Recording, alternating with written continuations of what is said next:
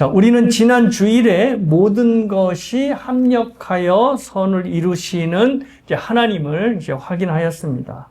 사실 우리에게 모든 것이 합력하여 선을 이룬다라고 하는 이 말씀만큼이나 우리에게 깊은 위로를 주는 말씀은 없을 거라 생각합니다. 사람들이 보통 생각하는 게 있죠. 뭐냐면 자신의 삶에서는 항상 좋은 일만 일어났으면 좋겠다라고 이제 항상 그 소원을 바라는 거죠. 그래서 새해가 되면 특별히 종교가 없는 사람들도 올해는 좋은 일만 있게 해주세요라고 떠오르는 태양에 빌든지 하여튼 뭐에 빌든지 하여튼 열심히 소원을 빌곤 합니다. 하지만 문제는 뭐냐면 좋은 일만 일어나는 게 절대 인생이 아니라는 겁니다. 인생 속에서 전혀 예측할 수 없는 사고와 사건을 만나게 되는 거죠.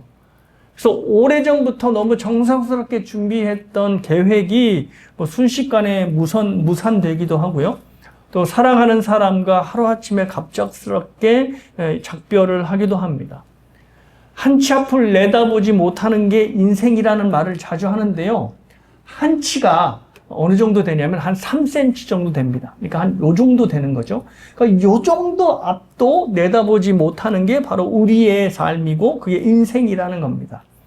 이렇게 이 한치 앞을 내다보지 못하는 상황 속에서 그냥 우리가 견딜 수 있는 일들이 일어나면 괜찮은데 문제는 우리에게 견딜 수 없는 불행들이 그 안에 포함되어 있다는 거죠. 우리의 인생에. 그래서 이거를 겪을 때마다 우리가 어려움을 어떻게 이겨내야 될지 난감한 것이 사실입니다. 그런 의미에서 인생을 볼 때 모든 것이 합력하여 선을 이룬다라고 하는 이 말씀은 사실 우리에게 엄청난 위로를 줍니다. 여기서 말하는 모든 것 안에는 우리가 그렇게 근심하고 걱정하는 불행이 포함되어 있기 때문입니다. 그러니까 불행한 일들조차도 선으로 귀결된다는 것이죠. 왜냐하면 하나님께서 내 인생을 다루시고 인도하시는 삶의 주어가 되기 때문입니다. 모든 것이 합력하여 선을 이룬다라고 하는 이 문장만을 볼 때는 주어가 뭐지요? 모든 일이라고 하는 게 주어입니다. 그런데 이 문장에서 실질적인 주어는 모든 일이 아니라 바로 하나님이 바로 주어가 되는 것입니다. 왜냐하면 모든 일이 주어가 되면 모든 일이 알아서 자기네들이 모여가지고 선을 이루는 게 아니지 않습니까? 그러니까 일은 이렇게 자기네들이 뭔가 선을 이룰 수 있는 자력적인 어떤 힘이 없으니까요. 그래서 하나님이 주어가 되셔서 모든 일을 이렇게 합력하여서 선을 이루게 만든다는 것입니다. 그런데 이 선을 이룬다고 하는 이것이 그냥 아무에게나 다 일어나는 것이 아니고 하나님을 사랑하는 자, 하나님을 믿는 자들에게 그렇게 일어난다는 거죠. 그래서 본문 말씀을 보면 하나님을 사랑하는 자, 곧 그 뜻대로 부르심을 입은 자들에게는 모든 것이 합력하여 선을 이룬다라고 하는 그 단서가 붙은 것입니다. 그러니까 모든 사람들에게 닥친 일들을 하나님께서 선으로 인도시는 것이 아니라 하나님을 사랑하는 저와 여러분에게 일어난 모든 일들을 선으로 이루시는 겁니다. 그래서 이 개혁 신학자들이 주석가들이 28절을 해석을 할 때 28절의 실질적인 주어는 하나님이다 라고 이제 해석을 하는 겁니다. 하나님이 인생의 주어가 되셔서 삶에서 일어나는 모든 일을 선으로 이루게 하신다. 결말에 이르게 하신다 라고 해석을 하는 것입니다. 자, 이것이 바로 불신자와 신자가 인생을 바라보는 차이가 된다고 생각합니다. 불신자들은 어떤 사람입니까? 인생의 주어를 자기 자신으로 여기며 사는 사람들이죠. 왜냐하면 내 인생은 누구 거다? 나의 것이다 라고 생각을 하니까 자기의 인생의 주어는 바로 자기 자신이라고 생각하는 겁니다.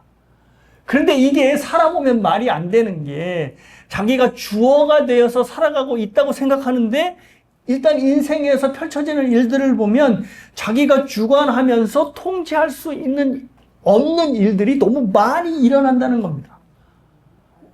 어떻게든 자기 인생을 좀 통제하고 주관하기 위해서 뭐 돈도 많이 벌고 싶어 하고, 그리고 권력도 갖고 싶어 하고, 그래서 마침내 이것을 얻어들였다 할지라도 그것들로 인생이 통제되고 주관할 수 없다는 것을 알게 되는 것이죠.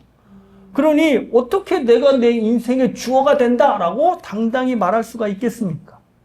그래서 사람들이 믿는 게 뭐냐면 바로 운빨입니다. 인생이 결국 운에 따라서 결정되게 된다. 그래서 어떤 일은 운에 따라서 복이 되기도 하고 화가 되기도 한다. 라고 나름대로 이제 해석을 하는 거죠. 여기에 가장 잘 어울리는 말이 바로 이거라고 생각합니다.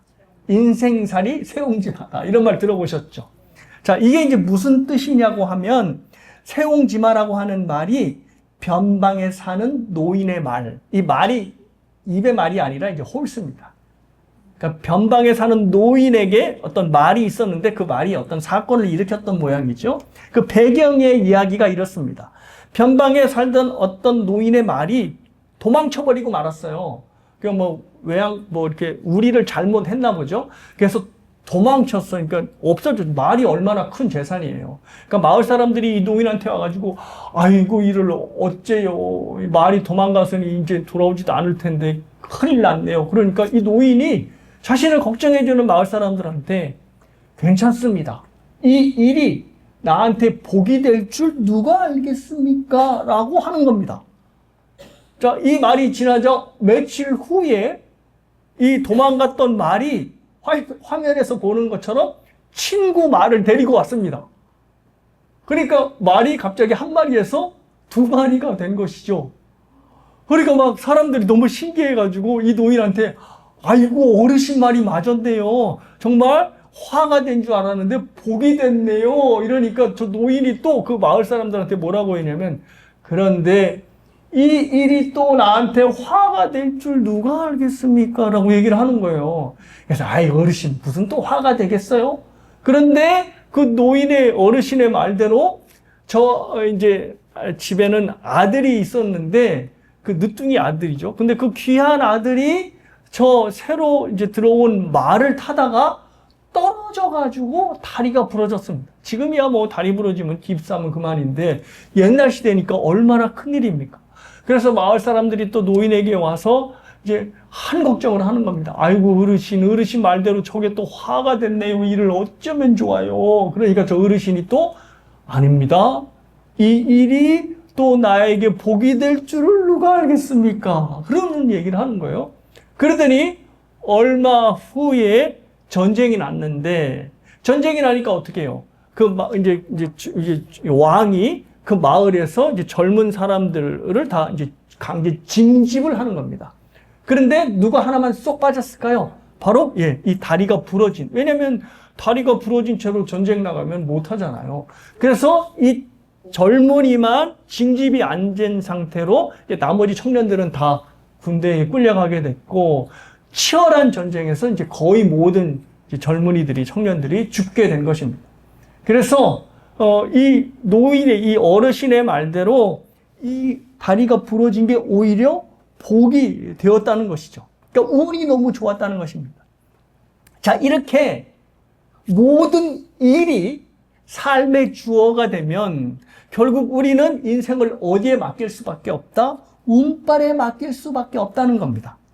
세옹지마의 이야기처럼 좋은 일이 불행을 불러올 수도 있고 또 나쁜 일이 복을 불러올 수도 있으니까 이건 내가 통제가 안 되잖아요. 그러니까 그냥 운에 맡기며 살고 그렇게 살아가는 겁니다. 그러면 어떻게 될까요? 인생이 너무 불안정해지는 거죠. 그래서 불안정한 인생을 살다 보니 어떻게든 좀 뭔가를 알고 싶어서 점집 애들 그렇게 찾아가는 겁니다. 그죠? 그래서 저의 인생이 어떻게 되겠습니까? 인생이 불안정하게 느껴지니 그렇습니다. 자, 그런데 하나님을 사랑하는 사람은 인생의 주어가 다릅니다. 하나님께서 인생의 주어가 되셔서 내 삶에 일어나는 모든 일들을 선으로 이끌어 가십니다. 기쁜 일이든 행복한 일이든 괴로운 일이든 슬픈 일이든 아픈 일이든 모든 일을 하나님께서 선으로 이끌어 가시는 것입니다. 그렇기 때문에 어떤 우리의 삶에서 예상치 못하는 고난과 불행을 딱 만나게 되었을 때도 하나님을 믿는 사람은 오히려 거기서 소망을 기대하고 또 하나님 앞에 희망을 붙들게 되는 것입니다. 그리고 이것으로 같은 믿음을 갖고 있는 지체들을 위로할 수 있다는 것이죠. 특별히 우리 자녀, 우리 손주가 예상치 못하는 큰 어려움을 당했을 때 바로 우리의 인생의 주어가 되신 하나님으로 위로를 할 수 있게 되는 것입니다. 적절한 예가 될 것 같아서 말씀을 드리겠습니다. 오늘은 서진이가 왔거든요. 서진이가 뭐 늘 주일 오듯이 왔는데 오늘은 서진이가 원래는 못 오는 날이었습니다. 왜냐하면 오늘 아침부터 이제 서진이가 속해 있는 크로스 컨트리 팀이 저 메머스로 이제 전지 훈련을 이제 가게 되기 때문입니다. 그래서 꽤나 이제 먼 곳으로 가서 이제 거기서 이제 전지 훈련을 하는 건데 이 전지 훈련이 작년에는 없었거든요. 근데 올해부터 이제 다시 재개를 해서 이제 그거를 광고해서 서진이가 나 꼭 전지훈련에 갈 거야 라고 이제 결심을 한 겁니다. 뭐 전지훈련 가면 그냥 가면 되지 뭐 이렇게 결심을 해. 근데 이제 그 전지훈련 참여하는 게 그 팀 전체가 참여하는 게 아니라 이제 달리기 순서를 이제 뽑아서 1등부터 7등까지를 추려서 이제 사람들만 이제 보냅니다. 그러니까 경쟁을 해야 되는 거죠. 그래서 서진이가 나 참여할 거야. 그래서 열심히 이제 노력을 해서 그 순위 안에 들어서 이제 크로스 컨트리 메머스 전지훈련에 가도록 이렇게 딱 이제 결정이 됐습니다. 그런데 서진이가 이제 훈련을 너무 열심히 해서 그런지 훈련을 하다가 이제 보통 이렇게 뛰다가 이제 잘못하면 접질리기도 하잖아요.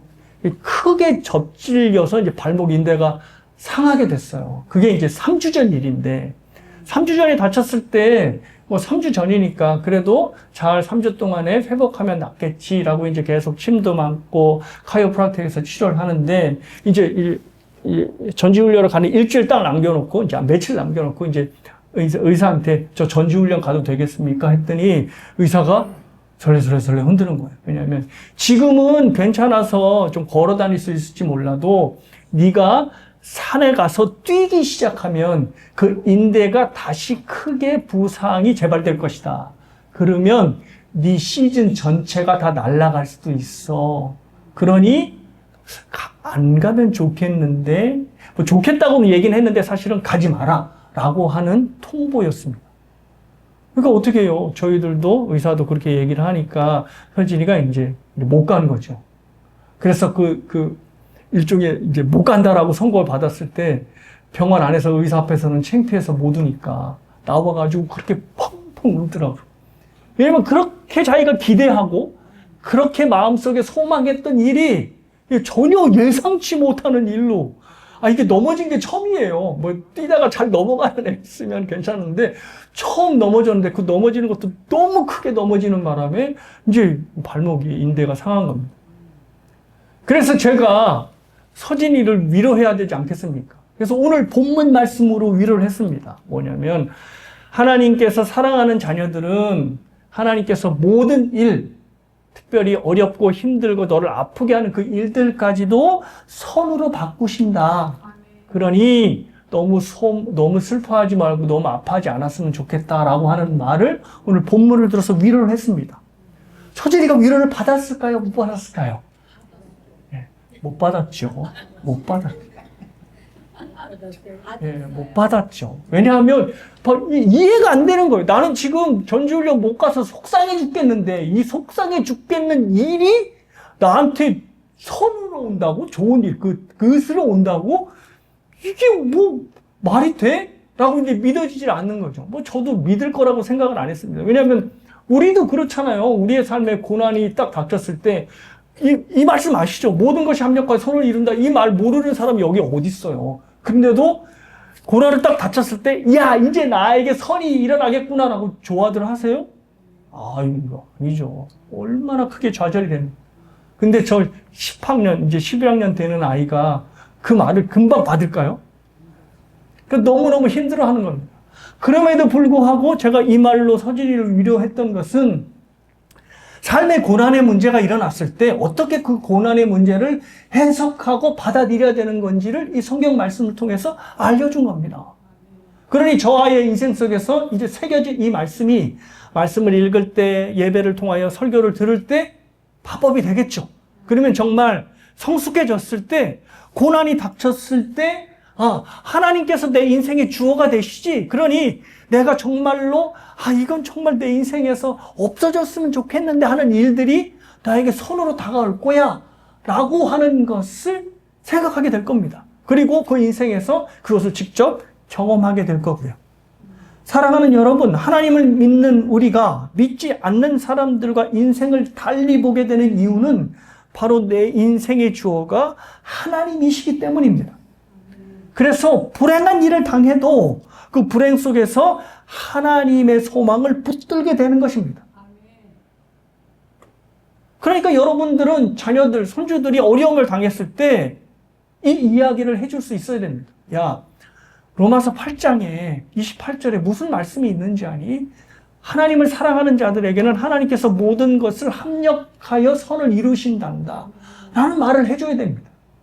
만약 제가 하나님을 믿지 않는 사람이라고 했다면 서진이에게 무슨 얘기를 해주면 위로를 했을까요? 뻔하죠. 이 세용지만 얘기해 줬을 겁니다. 야, 중국에 이런 노인이 있었는데, 이게 화가 됐던 게 복이 됐고, 복이 됐던 게 화가 되기도 했다. 그러니 네 인생에서 안 좋은 일들이 나중에 복이 될 줄 알겠니? 라고 이야기를 하는 겁니다. 근데 이게 위로가 될까요? 안 될까요? 이 말의 결론은 무엇이냐면, 야, 인생은 결국 운빨이야. 라고 하는 얘기밖에 안 되는 겁니다. 인생이 운빨이라는데 그게 어떻게 위로가 되겠어요? 근데 하나님을 믿는 사람들이 이 말씀을 통해서 위로를 받는 것은 바로 하나님께서 우리 인생의 주어가 되시기 때문입니다. 그래서 모든 일이 합력하여 선을 이룬다고 할 때 이 모든 일이라는 이 말이 우리의 삶의 주어가 되면 우리는 평생 운빨에 기대어 살 수밖에 없습니다. 그런데 모든 일이 합력하여 선을 이룬다고 할 때 이 문장의 실질적인 주어는 누구라고요? 바로 하나님이시기 때문에 하나님께 기대어 살아가는 거죠. 그리고 심지어 안 좋은 일을 만났을 때도 소망을 갖게 되는 것입니다. 왜? 우리에게는 하나님이라고 하는 희망의, 소망의 근거가 있기 때문입니다. 그런데 이게 없으면, 즉 하나님을 믿지 않으면 사람들이 품는 모든 희망은 근거 없는 희망이 됩니다. 모든 일이 다 잘 될 거야 라고 하는 말이 희망을 주는 말 같지만 이것을 뭐라고 부르냐면 희망 고문이라고 합니다. 아니 어떻게 될지 모르는 상황인데 모든 일이 잘 될 거야 라고 하는 근거 없는 말을 하니 잘 될 거야 라고 하는 근거 없는 희망을 가지고 삶을 살아가니 그게 고문이 되어 희망 고문이 된다는 겁니다. 제가 전에 노래 하나 말씀드렸죠. 이적 씨가 부른 걱정하지 말아요 그대 그런 노래. 이게 이제 들국화의 전인권 씨가 불렀다가 이제 부른 노래인데 이제 이적 씨가 이제 리메이크해서 이제 자기가 부른 노래로 엄청나게 많이 사랑을 받았습니다. 여러분 이 노래 좋아하시죠? 걱정하지 말아요 이렇게 시작하는 노래인데 그 노래 받고 굉장히 은혜 많이 받으셨죠? 근데 그 노래의 가사 한번 다시 확인해 보세요. 그러면 걱정하지 말라는 근거가 없어요. 그냥 함께 노래합시다. 지나간 것은 지나간 것에 맡기고. 그럴 수밖에 없어요. 왜? 인생은 운빨인데, 인생은 세옹지만데, 어떤 일이 어떻게 일어날지 어떻게 알겠습니까? 그러니 그냥 이 노래하면서 그냥 지나가 버리자는 거예요. 그래서 합력하여 선을 이루신다라고 하는 이 하나님을 인생의 주어로 갖고 살지 않으면 우리는 평생 운빨에 기대어 막연하게 걱정하지 말라라는 말에 기대어 살아갈 수밖에 없다라는 것입니다. 사랑하는 여러분, 여러분은 여러분 또는 여러분의 손주와 자녀가 큰 상심을 하게 되었을 때 어떠한 말로 위로하시겠습니까? 인생이 다 그런 거야 라고 하며 세옹지마의 말로 운빨을 운운하시겠습니까? 아니면 하나님이 모든 것을 합력하여 선을 이루시니 너는 그 속에서도 하나님을 소망하고 하나님을 기대하라라고 위로를 하시겠습니까? 당연히 후자죠.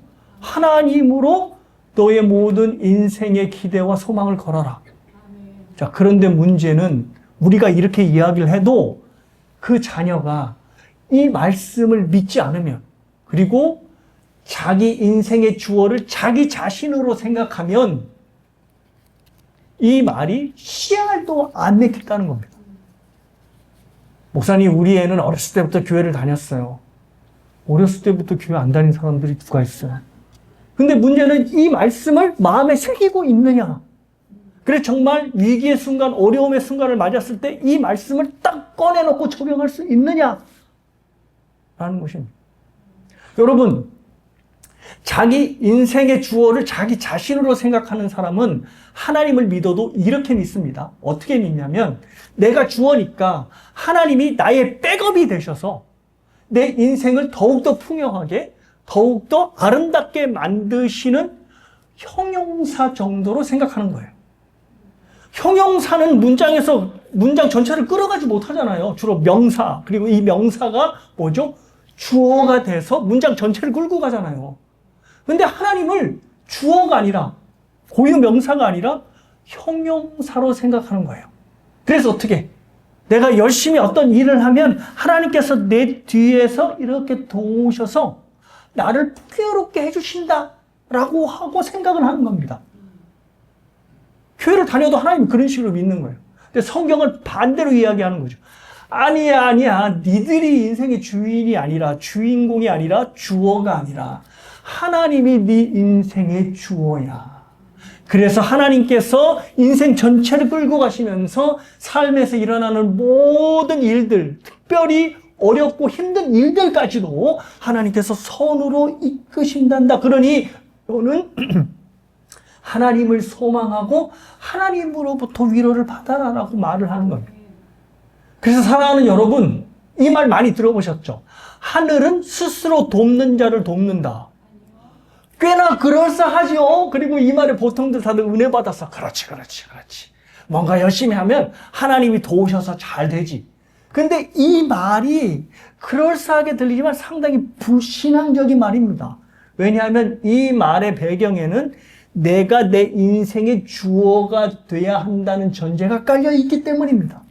내가 주어가 되어서 내 인생을 열심히 살다 보면 하나님께서 백업으로 나를 도와주셔서 내가 원하는 말을 성취하게 될 것이다 라고 하는 의미가 바로 이 말 안에 들어있기 때문입니다. 여러분, 속지 마십시오. 절대 아닙니다. 하나님께서 저와 여러분의 인생, 그리고 우리 자녀들, 손주들의 인생의 주어가 되셔야 합니다. 그래야 우리의 삶의 모든 일들이 합력하여서 뭐로? 선으로 이끌어가는 것입니다. 자, 그러면 여기서 이제 우리가 짚고 넘어가야 할 게 있습니다. 그게 뭐냐면, 그러면 하나님께서 우리 인생의 주어가 되신다는 것을 어떻게 알 수 있어요?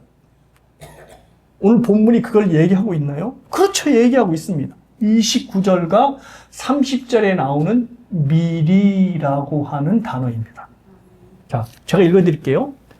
하나님이 미리 아신 자들을 또한 그 아들의 형상을 본받게 하기 위하여 미리 정하셨으니 이는 그로 많은 형제들 중에서 맏아들이 되게 하려 하심이니라. 또 미리 정하신 그들을 또한 부르신 그들을 또한 의롭다 하시고 의롭다 하신 그들을 또한 영화롭게 하셨느니라. 반복되는 단어가 미리라고 하는 단어입니다. 즉 하나님께서 우리보다 앞서 계신다는 거죠. 그래서 앞서 계셔서 우리의 인생을 이끄신다는 겁니다. 그래서 우리가 하나님을 알기 전에 미리 하나님께서 우리를 아셨고, 우리가 하나님을 믿기로 결정하기 전에 미리 하나님께서 우리를 하나님의 자녀로 정하셨다는 것입니다. 그러니까 이 미리라는 이 문장에서는, 미리가 들어가는 것에서는 분명히 주어가 뭐죠? 하나님이시라는 거죠. 그러니까 하나님이 내 인생의 주어가 되셔서 미리 나를 이끌어 가시니 내가 하나님께 모든 것을 기대하고 모든 것을 소망할 수 있게 된다는 겁니다. 그런데 우리가 주어가 되면 이 미리라고 하는 단어의 의미가 없어집니다.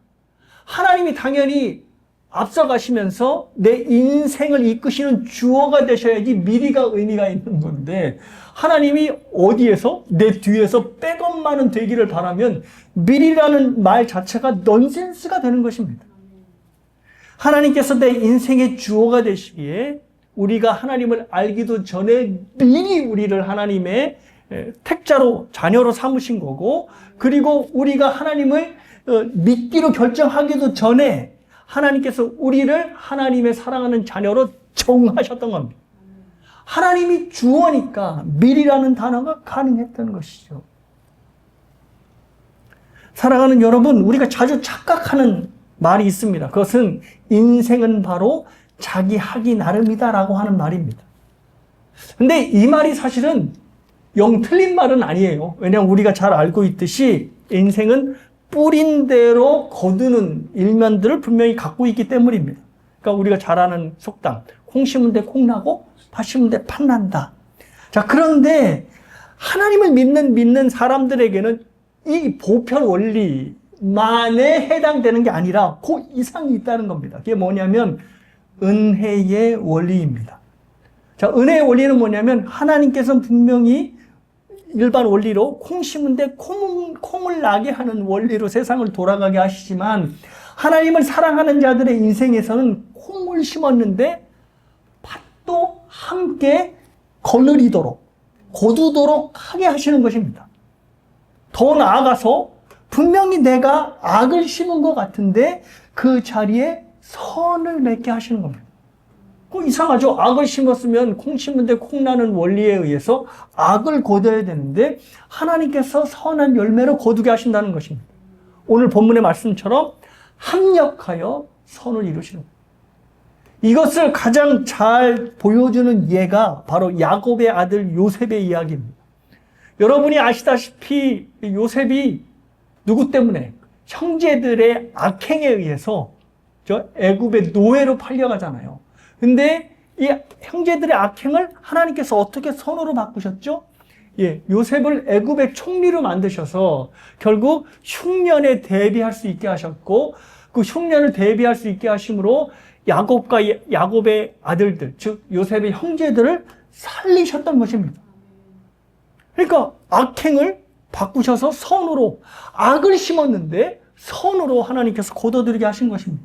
자, 그런데 그 다음에 더 중요한 것은 요셉의 이야기는 궁극적으로 신약의 한 사건을 가리킵니다. 무슨 사건일까요? 바로 예수 그리스도의 십자가 사건입니다. 여러분이 알다시피 예수님은 유대 지도자들의 거짓 모함으로 인해서 십자가에 아주 처참하게 죽으셨습니다. 그래서 많은 사람들은 예수님이 십자가에 달린 죽음을 보고 레위기 말씀에 의하면 나무에 달린 자는 하나님의 저주를 받은 죽음이라고 그랬어. 그러니 전 메시아가 아니네. 저건 하나님의 저주를 받은 죽음이네. 하고 많은 사람들이 그렇게 다 혀를 찼던 것입니다. 손가락질하고.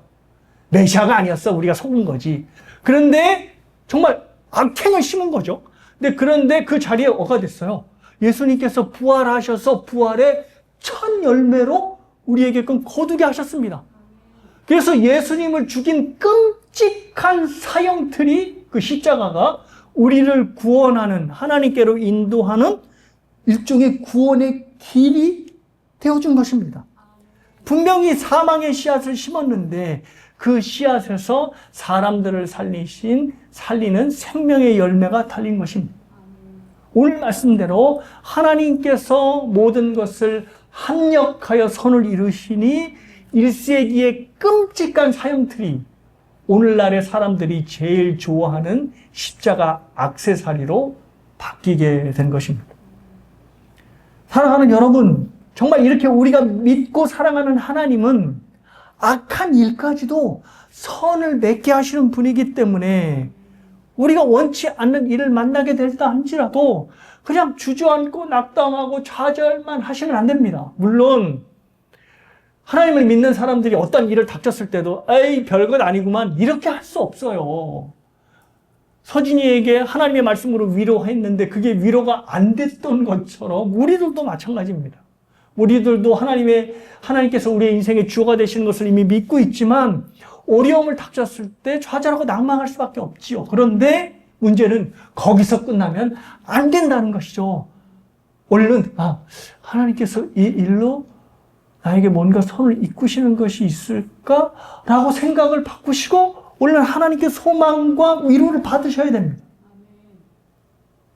왜? 하나님은 합력하여 선을 이루시는 분. 하나님이 우리의 인생의 주어가 되심을 믿으시기를 주님의 이름으로 축복합니다. 아멘 소리가 한 번밖에 안 했어요. 하나님께서 우리의 인생의 주어가 되시길 믿기를 주님의 이름으로 축복합니다. 아멘. 자, 그러면 여기서 이제 마지막으로 생각하셔야 될 게 있습니다.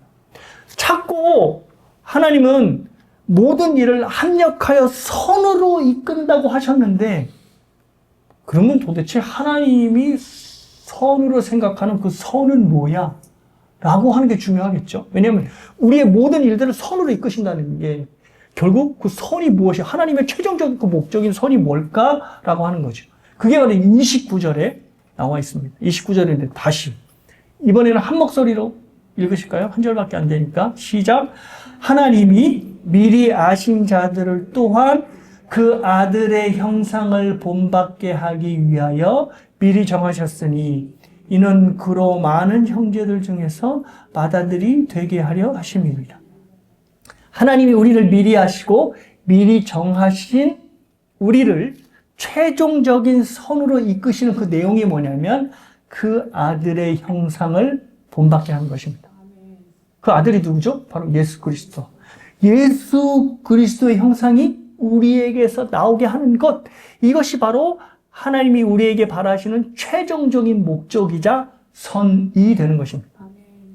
이사야 64장에 그 토기장이 비유하시죠. 그러니까 하나님께서 이스라엘을 하나님이 장이가 되시고 진흙이 되는 이스라엘을 하나님이 빚어가신다는 겁니다.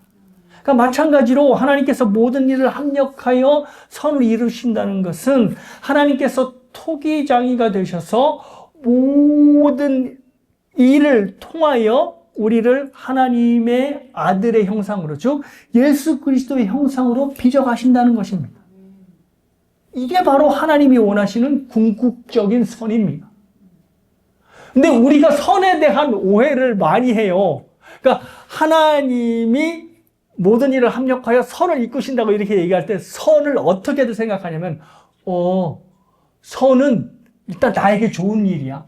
그래서 내가 잘 되고 내가 건강하고 특별히 내가 편안하고 안락한, 지금은 내가 고난으로 너무 힘들고 불편하지만 하나님께서 나를 편안함에 이끄실 거야. 나를 성공의 자리로 올려놓으실 거야. 나를 부자 되게 만드실 거야. 아니면 다른 사람들이 나를 인정할 수밖에 없게끔 만드실 거야 라고 하는 그것을 선으로 여긴다는 것이죠. 마치 노예로 팔려갔던 요셉을 국무총리에 올려놔서 그에게 모든 명예와 부를 허락하셨던 것처럼 나도 요셉의 자리까지 올라갈 거야. 이렇게 선을 생각한다는 겁니다. 그래서 옛날 목사님들도 요셉을 갖고 비전 가지라고 그랬어요. 여러분이 비록 힘들고 어려울지라도 하나님께서 여러분을 요셉처럼 높여주셔서 국무총리도 되고 힘도 가지고 요셉의 비전을 가지십시오. 이렇게 설교를 했어요. 근데 그게 맞나요? 물론 영 틀린 것은 아닙니다. 왜냐하면 하나님께서 또 그렇게 인도하셔서 그 선을 이루실 길을 하나님께서 여시니까요. 그런데 그것을 보통 사람들이 선을 자신의 안락, 편안함, 부요함으로만 해석을 하니 이 말씀을 붙잡긴 해요. 합력하여 선을 이루시는 하나님. 그래, 포기하지 말고 하나님께 기도하자. 근데 기도하는 대로 뭔가 이루어지지 않아요. 자기가 원하는 안락한 삶이 나오질 않아요.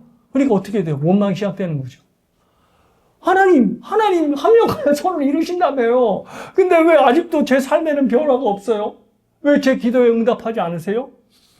라고 하면서 이제 하나님과 떨어지게 되는 겁니다. 그래서 어떤 분은 이러시는 얘기까지 하더라고요. 하나님께서 왜 기도하라고 하시는지 모르겠어요. 들어주지도 않을 걸. 왜냐하면 자기가 기도하는 모든 내용은 하나님께서 궁극적으로 나를 인도하실 선이라고 생각을 하는데, 하나님께서는 궁극적인 선이 뭐죠? 내가 편안하고 잘 먹고 부유한 게 아니라, 그리고 이 세상 삶에서 어떤 물질적인 자녀들 걱정 없이 사는 게 아니라, 그 일들을 통하여 나를 그리스도의 형상으로 이르게 하는 것이 하나님의 궁극적인 선이니까 선에 대한 본질적인 개념이 다른 것입니다. 그래서 어떤 일을 당할 때 내 뜻대로 펼쳐지지 않으면 합력하여 선을 이룬다고 해서 열심히 기도하고 기대하는데 정작 내가 원하는 선의 모습은 나오지 않으니 낙담에 낙담을 하는 것입니다. 근데 사랑하는 여러분, 말씀드린 대로 하나님이 목적하시는 손은 그리스도의 형상입니다. 예수님처럼 사랑하고 예수님처럼 인내하고 예수님처럼 환난 중에 기뻐하기를 원하시는 겁니다. 그래서 하나님께서는 이 목표에 도달하기 위해서 우리의 삶의 모든 일들을 통하여서 하나님의 형상, 즉 그리스도의 형상으로 우리를 가게끔 하시는 것입니다. 삶의 고통스러운 일이 일어나도 예수님처럼 인내하고 하나님을 믿고 의지하는 선이 나오도록 저와 여러분을 최종적인 선으로 피적하시는 것입니다. 사랑하는 여러분, 약속하신 대로 하나님은 우리에게 일어나는 모든 일을 가지고 합력하여 선으로 이끄신다는 겁니다. 근데 그 선은 내가 잘 먹고 다른 사람이 알아주는 성공이 아니라 예수 그리스도의 성품과 예수 그리스도의 인격을 갖도록 하는 것입니다. 지난주에 말씀드린 대로 우리가 물려받을 하나님의 나라는 세속적인 나라가 아니라 하나님의 성품으로 다스려지는 나라이기 때문에 우리가 하나님의 성품을 가져야 해요. 그게 바로 하나님의 나라를 받을 상속자들의 훈련 내용입니다. 그러니 하나님께서 때때는 우리에게 고난을 허락하시며 고난을 통하여 인내할 수 있고 인내 속에서도 하나님을 소망으로 붙들 수 있도록 우리를 훈련시키는 것입니다. 사랑하는 여러분, 오늘 설교의 제목처럼 뭐죠? 우리는 하나님의 미리 안에 이미 들어와 있는 자입니다. 우리가 알기 전에 하나님은 우리를 미리 아셨고 우리가 하나님의 자녀가 되기를 결정하기 전에 미리 하나님께서 우리를 정하셨습니다. 그래서 저와 여러분은 하나님의 미리 안에 들어와 있는 자들인 것입니다. 때문에 어떤 일을 만나게 되더라도 우리의 삶은, 저와 여러분은 합력하여 선을 이룰 수밖에 없습니다. 이것을 기억하십시오. 그래서 미리 우리의 인생에 들어오셔서 우리의 인생을 이끄시는 하나님의 주어 되심을 믿을 때 우리는 염려와 근심과 우리의 삶에 예상치 못하는 모든 일들을 견디며 오히려 그 일들을 소망으로 붙들게 되실 것입니다. 이러한 축복이 저와 여러분에서 확인되길 주님의 이름으로 축복합니다.